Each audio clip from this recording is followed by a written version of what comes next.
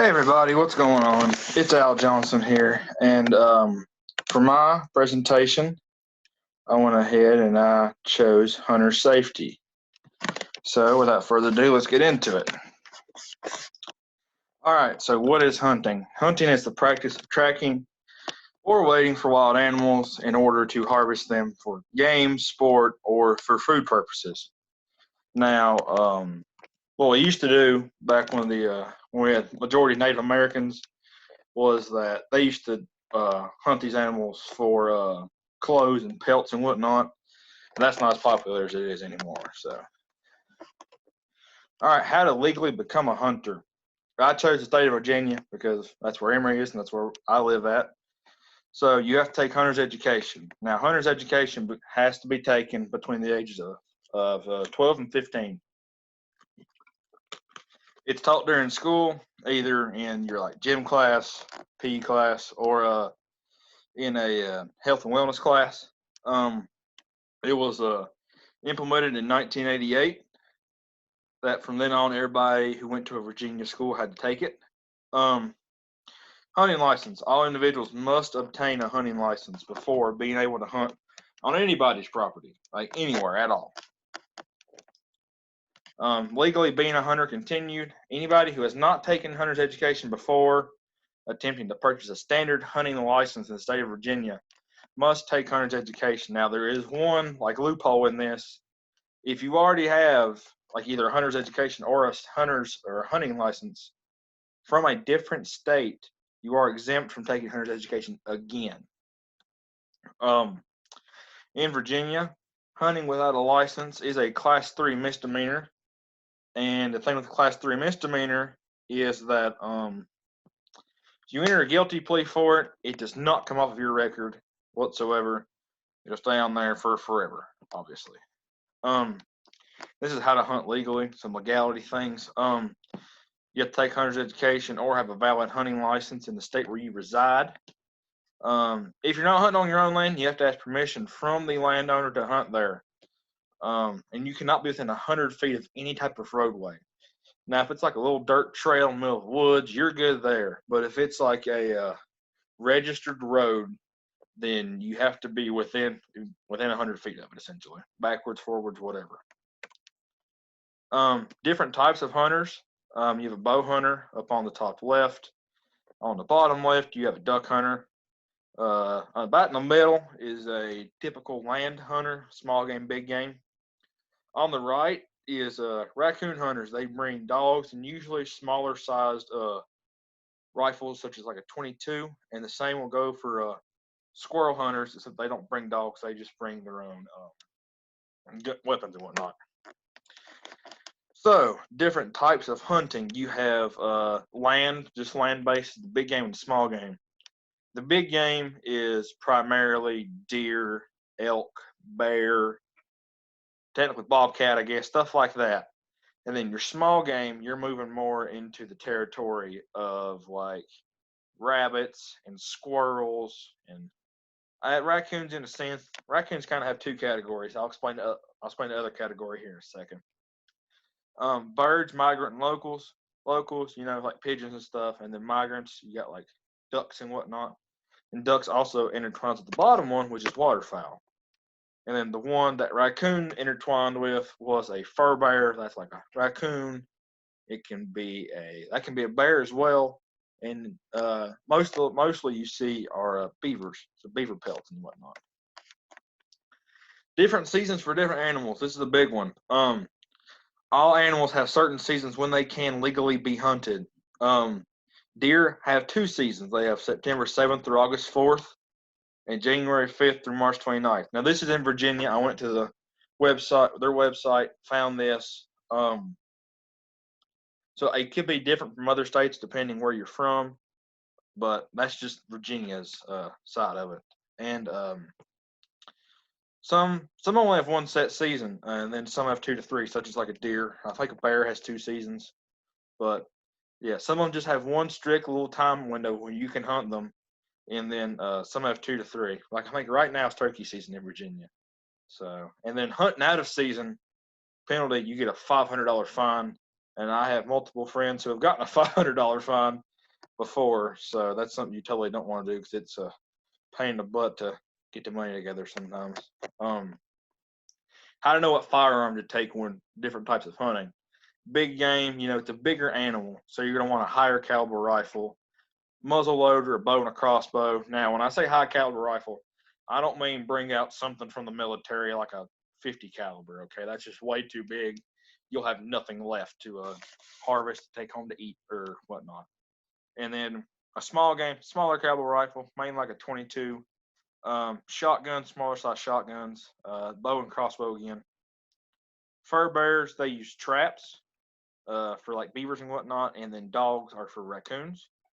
And then waterfowl is primarily shotguns for ducks and whatnot. All right, how to dress. This is another big one right here.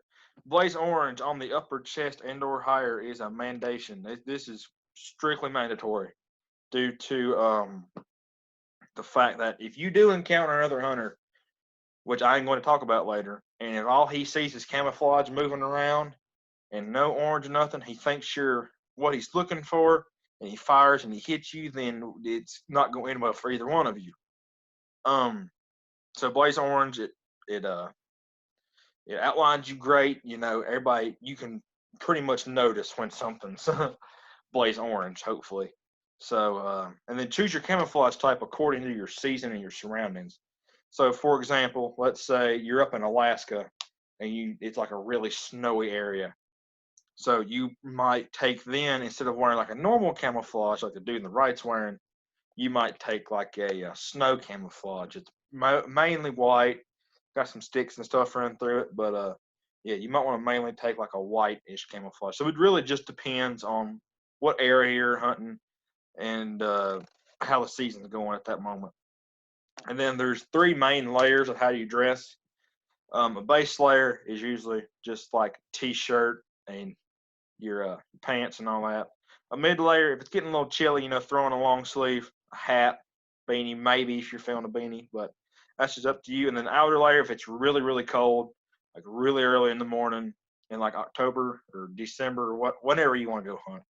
If it's really cold, then you might throw on a jacket, you might throw on a beanie and a hat. I mean, if you're feeling like that, and then maybe some thicker pants, or it's just really your preference, but they should just depend on the temperature and how you feel about the area you're going to be hunting in. All right, how to safely store hunting equipment.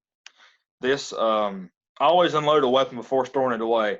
That's another big one. I know I'm saying that a lot, and I apologize, but it's so let's say you put your gun away, it's still loaded. It's in let's say it's in the safe on the right here, and your safe's primarily empty. You got a couple of things in there, but mainly you just got the gun you just put in there, and it falls over in the middle of the night, and the safety goes off. So safety doesn't help anything at the moment, and it blows part of the safe off, so it just blows a little hole in it. You don't want that to happen because safes are, one, really, really expensive. And number 2, if that bullet does escape out of the safe, it depends what's in the room. Still, you don't want it to go off and hit something else inside the room. Keep everything in a low moisture and clean area. My dad used to have a gun cabinet like what's on the left, and there used to be like a little shelf on the top. And he would put a cup in the top of the shelf, and I can't remember what it had in it exactly, but it would draw the moisture into the cup, therefore it would not go into the barrels and the mechanisms inside the frame of the gun. And please, please, please, if you ever do acquire hunting equipment and have a safe or anything, make sure children cannot access the equipment. We don't want any accidents with kids going on here. Those are just terrible situations, so let's try to prevent those as much as we can. All right, how to unload. So the main thing, of course, the top bullet, I put 2 stars beside because it's very important. You need to keep your safety on at all times and point your barrel in a safe direction. Now, a safety does not automatically guarantee it's on safety, because there has been instances where the gun's been on safety and it falls over and it just fires, okay? That's called faulty safety. But anyway, You keep the safety on, and then in case the safety is faulty, you want to point the barrel in a safe direction always. Like if it's just you unloading it, then you want to point it as far away or at a good angle, far away from you as you can. Or if you got a buddy, don't point it at your buddy, don't point it at you. Make sure it's pointed in a safe direction again. And I focused on the rifles here. Rifles come in multiple styles, but the ones I'm mainly focused on here are a magazine, a bolt action, and a single shot. Now the magazine, there's going to be a clip release, so you can pull out the magazine from the frame of the gun. Now once you press the clip, clips or the magazine should come right on out, and you're good to go there. A bolt action is it's a little more difficult. Bolt action, you push it up, pull it back, put in your round, push it back up, and then bolt it down again. So to unload it, you just pull the bolt up and pull it back and pull out the round. Now, there are bolt action guns which can hold multiple rounds at a time. So depending how many rounds you have in it right in the gun at the moment, you do that motion for every time until all the rounds are out of the gun. And then a single shot, this is kind of mostly a shotgun thing. You got a breakaway barrel from the stock. It'll just expose the back end of the cartridge there. You just pull it out, throw it on the ground, throw it in a bag, whatever you want to do with it. And then you shut it back, closed again, which means there's nothing left in it, so you're good on that spectrum. How to clean it. And okay, in the bottom right, I have a universal cleaning kit that has multiple rods and brushes, and the things in the middle are like wipes. They almost have like a glasses cleaner texture to them. We used to have one. That's what I can probably best compare it to. Once again, just like when unloading, you want to keep the safety on at all times and make sure the barrel is pointed in a safe direction away from people. Now, to clean it, you do not have to have a cleaning kit. They are preferred, but if you want to save your money, don't go through the hassle of buying one. You can use your household items, such as paper towels. You can tape it to a pencil, run it down the barrel, clean all of it out. Or you can connect some expo markers together if you want to and put it on there, and that way you get all the way up and down the barrel. But that's just like a simple clean, just clean the barrel out, make sure there's no grit and grime left in it.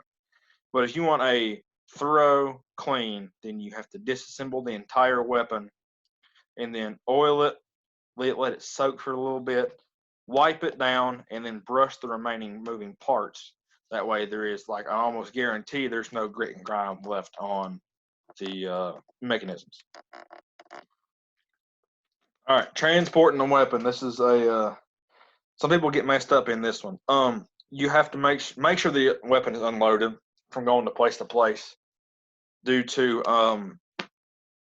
if you just lay it in your back seat and it starts sliding around, it's loaded, say the safety's on, and when it slides, it kicks the safety off, and when it goes back, and it might get caught on the seat belt buckle, one of the two. I mean, it could be anything, and it'll go off, and it could blow a hole through the door, the back, or one of the seats. I mean, it could just go wrong really fast. So you want to make sure that it is unloaded. Make sure the safety's on as well. Place your weapon in plain view in case you were stopped by law enforcement. You want it in view. That way, when they pull you over, you say, okay, hey, sir, ma'am, I have a weapon in the back seat to go hunting. I mean, you can look at it if you want. I roll the window down. You do whatever you want with it. But, and if you do choose to conceal it, make sure you do have a concealed carry, like you are registered for a concealed carry permit. If you're not, then you could end up facing a lot of trouble. Some states do require the ammunition to be separated from the weapon while in transport. So let's just say you have a shotgun. You put a shotgun in the back seat. Okay, you lay it down across. And then, depending what state you live in, you might have to set the ammunition in the passenger seat beside you, or in the glove box, or in the center console. That way it's away from it, heaven forbid, like a accident happen and something bad happens to you. And then make sure the weapon is secure, not just laying around. You want to get a case for it if you can. I mean, plastic solid cases are the most popular nowadays. They're the most common. They're also probably the safest on record. but I've seen people who just use cloth cases, which work just as well sometimes. So it's really up to your personal preference on that, what you think will be the safest for you and or your friend or whoever if you're going with somebody. All right, bow safety. Now I haven't spent a lot of time on bow, so I figured I would a little bit right here. Make sure your arrows and strings on the bow are not cracked or torn or worn. So make sure the arrows are in good condition. There's no notches or anything in them. Besides the notch you put on the string in the back, make sure the tips are good. Make sure you just got to make sure there's no cracks in it or anything anywhere. And then on your strings, make sure there's no wear and tear on them. Make sure, like you pull back for a test, make sure you can't tell anything's wrong with it. When you pull back, there's not any like ripping noises or anything when you do it. So just make sure your bow and your arrow are kind of on are in good condition. Make sure nothing will go wrong. When moving, like walking around, place your arrows in a covered and secure quiver, and also make sure that quiver can contain razor sharp blades, such as like broadheads. Broadheads can get very sharp depending what style you buy them in. So in that case, you want to buy a very good and secure case, or good and secure quiver, my bad. Preferably like a good solid plastic, I think would work the best, instead of like maybe like flimsy cloth one. How to safely navigate terrain with a hunting weapon. This is another big one. This can cause a lot of accidents very quick if you do not know how to walk around with your weapon. When on the move while hunting, make sure the weapon is unloaded or on safety. Both is preferred. That would be great, but I mean it's really up to you. That way, if you do happen to trip or fall, nothing will happen if it's unloaded and on safety. You know what I mean? So, and then it's best to have the weapon pointed down while walking. But if you have it unloaded and or on safety, then you can put it behind you and kind of like have the barrel pointing toward the air as long as there's nobody behind you or with you. Make sure that it would be out of the way from you getting hurt or anybody else that may be with you. And when you're going down a steep decline, make sure the gun is pointing toward the sky. Therefore, if you do happen to slip and fall, when you do and you fall on your back, if the gun happens to go off, it'll go off beside you and not at you. And the problem with going down with it pointed towards your foot or toward the ground would be when you fall and your foot kicks up trying to catch yourself, it could possibly go through your leg, your knee, or your foot if it happens to go off. And then I have a good YouTube video here that shows you how to get across a fence safely.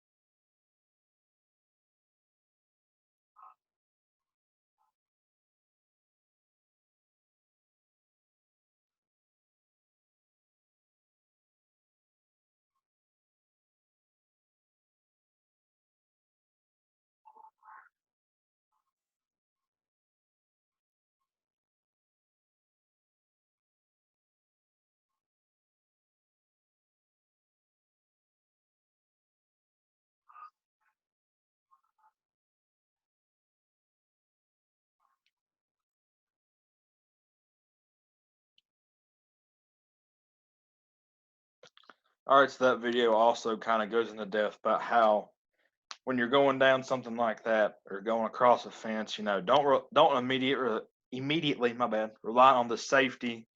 Make sure you take the proper precautions such as unloading it and then crossing safely, like putting the weapon over and then crossing yourself. And then I have a really cool acronym right here. I call it Tank B. You can call it whatever you want. But T stands for treat every weapon like it is loaded. So like handle it with care and caution. A, always point the weapon in a safe direction, which I've said over multiple times. That way, if it does happen to misfire, nothing bad's gonna happen to anybody. Um, Never point your gun at anything you don't intend to shoot. So like, don't fake point. Don't like fake at your friend. Say, "Oh, I'm gonna get you," and point it at him. No, that's just not cool in general. And then like above, it could misfire and something very very terrible will happen. Um, Keep your finger off the trigger until you are ready to shoot. Um, that's like if you're sitting there in the middle of the woods and you got your finger on the trigger and all of a sudden you turn and look at something, you can just fire it off real quick and it goes ricocheting off a tree and comes back at you, which is also again not a very good scenario as well. And be sure of your target and what is beyond your target. So if you see a deer at let's say 60 yards, and then there's like a little dirt road behind it, and then behind the dirt road about another 120 yards is a house. So if you miss that deer, it could go into the road. Somebody could be coming down the road when you fire, and that's going to result in a very bad situation. Or it could skip off the road or just entirely miss the road and go into the house behind, which would also, again, be very, very bad. I had a friend, his dad went hunting one day, and he thought he had a deer. It was kind of like a little bit of a thicket, but he thought he had one back there. And so he went up, he shot, and when he shot, he ended up shooting somebody's bull, like the cow. And so he had to go tell the owner what he did and what happened, and he ended up having to pay. I can't remember if it was $2,500 or 3,000. It was somewhere in that range. So yeah, make sure you know what you were going to be shooting at and what is behind it. What do you do if you see another hunter? Now, this one can result very badly if you do the wrong thing. Do not use your movement, because if they're on edge and they hear like a slight creak, then they're going to turn and just aim you down. I mean, they're going to be on high alert. Do not fire your weapon, especially if you're right near them. Do not just like walk up and pull the trigger, because then they think you're probably going to be shooting at them, which can probably end very, very terribly if they do not use common sense or keep their head. Um, Use your voice. Be assertive. Be loud, so that way they can hear you and know you are there near them. And then once you establish that, you walk up, have a conversation, make sure the two of you make sure like one of you goes a different direction. Like say he tells you like there's another dude this way, so you might want to go the other way. That way you don't run into him as well. So just sort the little thing out between the two of you, and then you should be good to go there. But make sure you do have the orange and everything on still, because if you do not have the orange on and he aims down and he just sees camouflage and a little bit of skin, it might look like a deer maybe, depending what he's hunting, then it could also end very terribly. So here's my poster board. Now on the back of it, I forgot to put a picture. I apologize for that. It says hunter safety, and on the front, once again, it has the tank B acronym with the treated weapon like exploded. Always point in a safe direction. Never point. Look at anything you do not intend to shoot. Keep your finger off the trigger until you are ready to shoot. And then, like I said, be sure of your targeting what is beyond it. And then for our class activity, I made a quick little Kahoot that goes with the PowerPoint. So it's just like a little quick 11 question test or competition, I'll say. So it's not very hard. If you pay attention, you should be fine with it. I mean, you can use this if you want to test your friends, test your parents, siblings, whatever you want to do. So I'll go ahead and get this up here and go over it.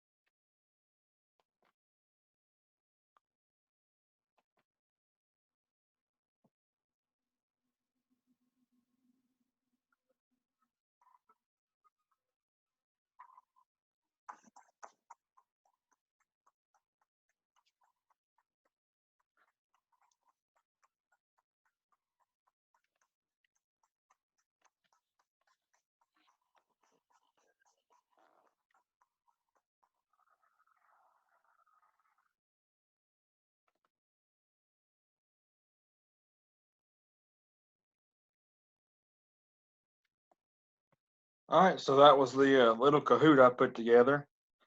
Hopefully, it wasn't too bad for y'all. I mean, hopefully, it's a good review for you and whatnot. And so, let's see here.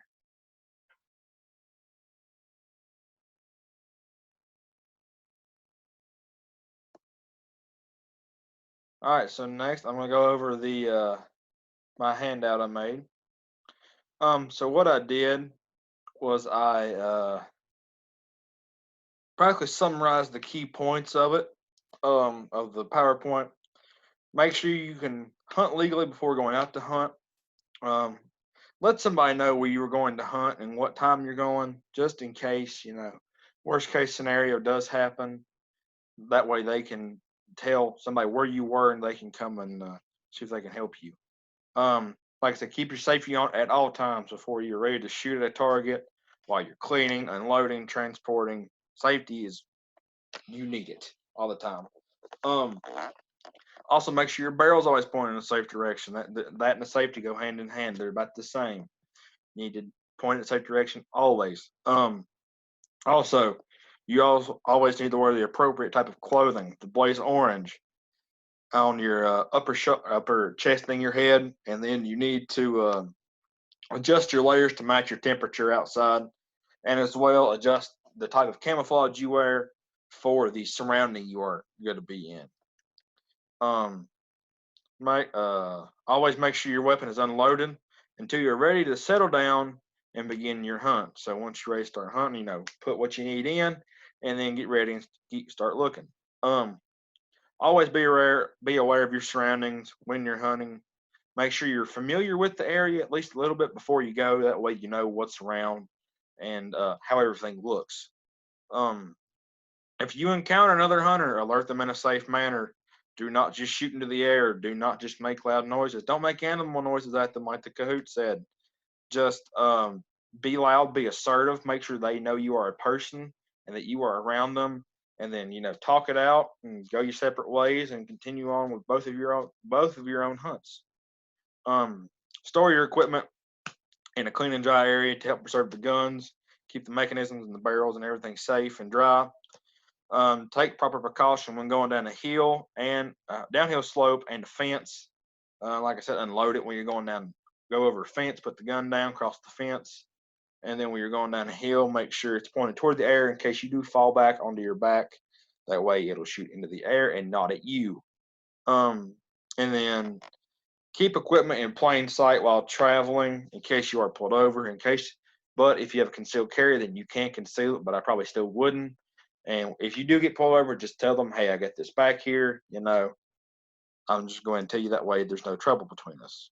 And then, my bad. And then we got the acronym again, which I don't think I need to go over for y'all. I think I pounded it in your heads enough over the past couple minutes. So we'll go back to my presentation. And there's my works cited. So that'll do it. I hope you all enjoyed. I hope you all learned something new. If you ever do go hunting, I hope you apply some of these to your own hunts. Y'all stay safe. Take care. Tell Dr. Kilburn thank you. We're going to miss you next year, but thank you for teaching a great class so far. And yeah, y'all take it easy. Stay safe, and catch you later.